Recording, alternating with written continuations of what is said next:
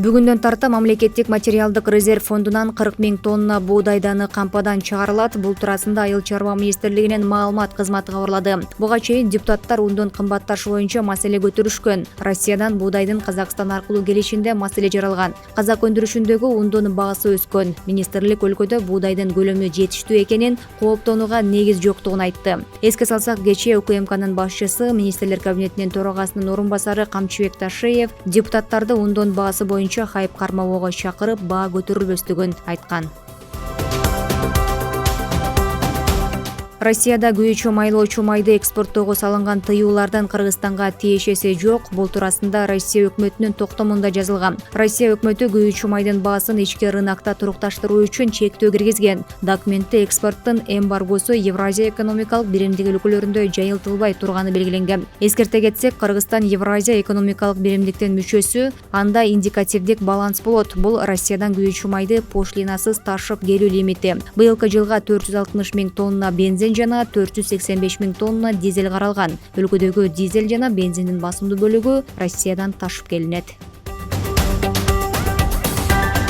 Кыргызстандын мектептеринде ата-энелерден мыйзамсыз акча чогултууга айып пул салууну сунуштаган мыйзам долбоору коомдук талкууга коюлду. Жогорку кеңештин сайтындагы мыйзам долбоорунда мектепте мыйзамсыз акча чогулткандарга 7500 сом, коомдук фонд аркылуу акча чогулткандарга 10 000 сом, юридикалык жак болсо 28 000 сом айып пул салуу каралган. Мыйзам долбоорун депутат Миргүлү Темирбаева демилгеледи. Негиздеме катында мыйзам долбоору мектепте акысыз билим алуу укугун камсыз кылууга жана мыйзамсыз акча чогулткандарды, анын ичинде мектептерде коомдук фонддорду түзүү жолу менен болтурбоого багытталган деп жазылат. Май айында президент Садыр Жапаров балдардын мектепте акысыз билим алуу укугун ишке ашырууга мамлекеттик кепилдиктерди камсыз кылуу боюнча чаралар жөнүндө жарлыкка кол койгон.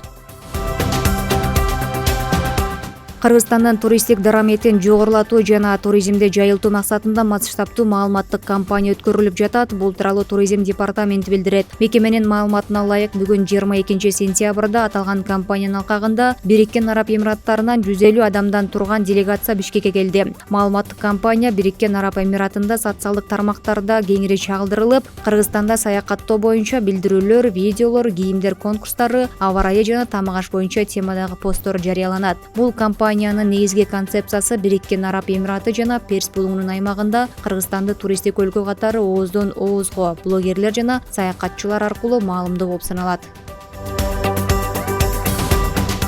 Сербиянын Белград шаарында өтүп жаткан күрөш боюнча дүйнө чемпионатында кыргызстандык Айсулуу Тыныбекова алтын медаль утту. Кыз келиндер күрөшүнөн 62 килограммдык салмакта күч сынашкан Тыныбекова 22 сентябрга караган түнү болгон финалдык беттеште жапониялык Сакура Мотокини 4-1 эсебинде жеңди. Бул ийгилиги менен Тыныбекова спорттун бардык түрүнөн дүйнөнүн 3 жолку чемпиону болгон алгачкы кыргызстандык спортчу болуп калды.